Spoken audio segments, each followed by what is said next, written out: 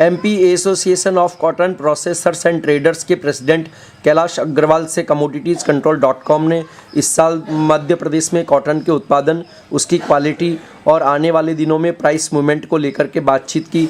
कैलाश जी, इस साल देश में और मध्य प्रदेश में कितना कॉटन पैदा होने का अनुमान है? इस साल पिछले साल जितना ही कॉटन मध्य प्रदेश में पैदा होगा और देश में जो 3,58,00,000 गठान का पिछले साल उत्पादन था, इस साल 3,65 ही हम अनुमान लगा रहे हैं, क्योंकि अतिवृष्टि ने जो अधिक अनुमान था उसको कम किया है। वही स्थिति मध्य प्रदेश में रही कि हमने जो अनुमान अधिक किया था कि मध्य प्रदेश में बढ़ेगा, वो अतिवृष्टि की वजह से उत्पादन कम होगा। तो भी पिछले साल के बराबर उत्पादन 18.5 लाख के आसपास गठानों का उत्पादन मध्य प्रदेश में रहेगा। और भाव का जहाँ तक प्रश्न है कि लास्ट ईयर से कुछ भाव अधिक ही हैं। लास्ट ईयर जो है लोएस्ट भाव 37,000 तक के आ गए थे रुई के। इस साल 38,500 को बहुत कम दिन तक छुआ है उसने और वापस बाज़ार सुधरे हैं। जनवरी जो माह है, 10 जनवरी तक चाइना की छुट्टियां रहती हैं, तो परचेसिंग वगैरह का, एक्सपोर्ट का पूरा आइडिया नहीं होता। जो इस समय मध्य प्रदेश में जो कॉटन आ रही है, उसकी क्वालिटी और माइक की क्या पोजीशन है?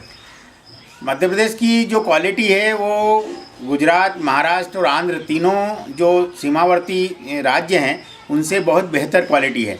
यहाँ पर जो माइक की स्थिति है वो 3.7, 3.8, 3.9 तक की माइक आती है।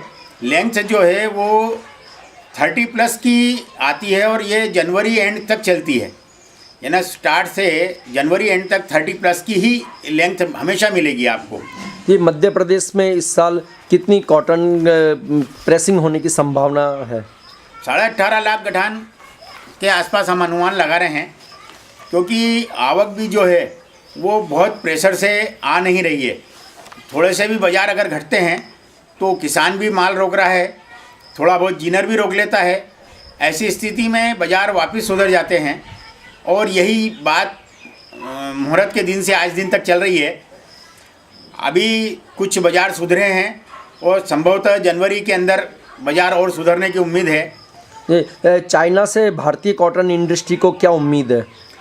चाइना से चूँकि हमारे जो इंडस्ट्री हैं वो पूरा माल हमारा उत्पादन कंजम्पशन नहीं करती हैं, क्योंकि हमारा 260, 270 के आसपास का कंजम्पशन है और उत्पादन हमारा 360 के आसपास है।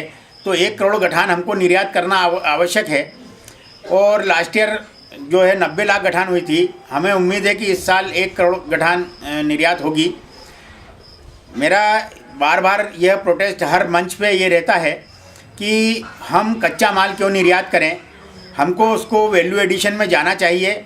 और उत्पादक जगह जैसे मध्य प्रदेश में, पश्चिमी मध्य प्रदेश में उत्पादक क्षेत्र है, तो यहीं पर आगे का वैल्यू एडिशन यार्न और से लेकर फैब्रिकेशन तक का पूरा यूनिट्स जो है यहाँ डलना चाहिए।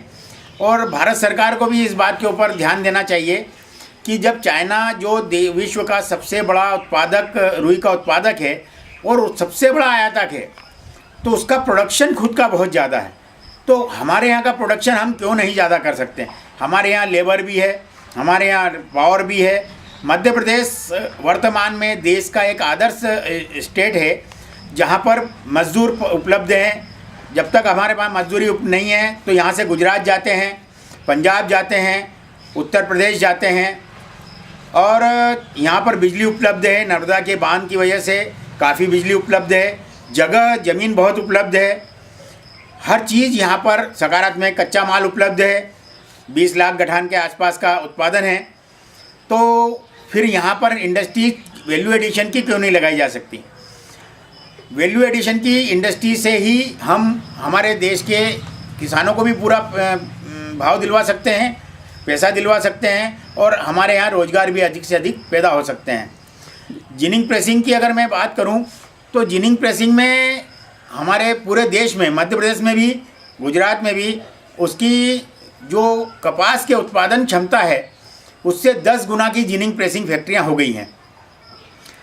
हम चाहे किसी को मना नहीं कर सकते हों, लेकिन अगर क्षमता से बहुत अधिक फैक्ट्रियां हो जाएंगी तो वो आपस में इतना कंपटीशन और ऐसी स्थिति हो जाएगी कि कोई भी इंडस्ट्री मुनाफे में नहीं चलेगी। वर्तमान की स्थिति सारी जिनिंग फैक्ट्री की यही है कि वो किसी तरह बड़ी मुश्किल से वो चल रही हैं 50% कैपेसिटी पे। तो डिस्पैरिटी कितनी आ रही है इस समय? अभी 500 रुपये से 1500 रुपये तक की डिस्पैरिटी है अलग अलग स्टेशनों पर कहीं पर भी पेरिटी नहीं बैठती है। और चूँकि अंतर्राष्ट्रीय बाज़ार साथ नहीं दे रहे थे और जो एक्सपोर्टर हैं उन्होंने माल 80 सेंट में बेच दिया था, तो वो बहुत ज़्यादा माल भाव उछाल के ले रहे थे। ऐसी स्थिति में बाज़ार स्थिर या लगभग थोड़े बहुत कम ज़्यादा करके चल रहे थे और निर्यात भी धीरे धीरे यद्यपि हो रहा था, लेकिन चूँकि हमारे यहाँ पर बहुत कम भाव में निर्यात में माल लिखा दिया था तो बाज़ार उठने नहीं दे रहे थे। तो क्या मध्य प्रदेश की जिनिंग इंडस्ट्री फाइनेंशियल क्रंच महसूस कर रही है? फाइनेंशियल तो नहीं है, क्योंकि बैंकों ने काफ़ी फाइनेंस की सुविधाएं दे रखी हैं, लेकिन अगर कच्चे माल की आपके पास में प्रेशर नहीं आएगा तो पड़ता बैठेगा नहीं। ये इसका व्यापार का सीधा सिद्धांत है कि जब तक प्रेशर नहीं बनता या कोई आपको नाना तंगी नहीं हो जाए या आपकी कोई ऐसी व्यवस्था नहीं हो जाए जिसकी वजह से आपको आर्थिक या माल की कमी या महसूस हो, तो आप मार्जिन नहीं बना सकते। और वही कंपटीशन की वजह से पूरे देश भर में डिस्पैरिटी चल रही है। आगे आने वाले 3 महीने में कॉटन सीड और कॉटन ऑयल केक में आपका क्या ओपिनियन है? कॉटन सीड क्या है, पहले हमारे यहाँ पशु आहार कॉटन सीड के रूप में इस्तेमाल किया जाता था, लेकिन कॉटन सीड में तेल जैसे अधिक मात्रा में होता है और पशुओं को लिए उतना फ़ायदेमंद नहीं होता। सिर्फ अगर कॉटन सीड खिलाते हैं तो तेल की जो फैट है वो ज़रूरत से ज़्यादा बढ़ जाता है और वो दूध कम हो जाता है। ऐसी स्थिति में केक की डिमांड बहुत बढ़ गई है और करीब करीब हर साल बढ़ रही है।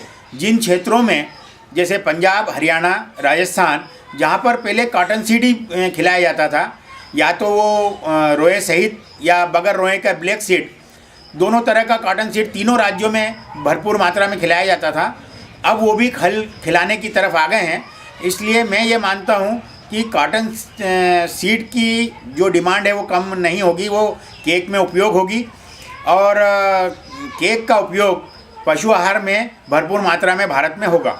जी कैलाश जी, आपने commoditiescontrol.com से बात की, इसके लिए धन्यवाद। धन्यवाद।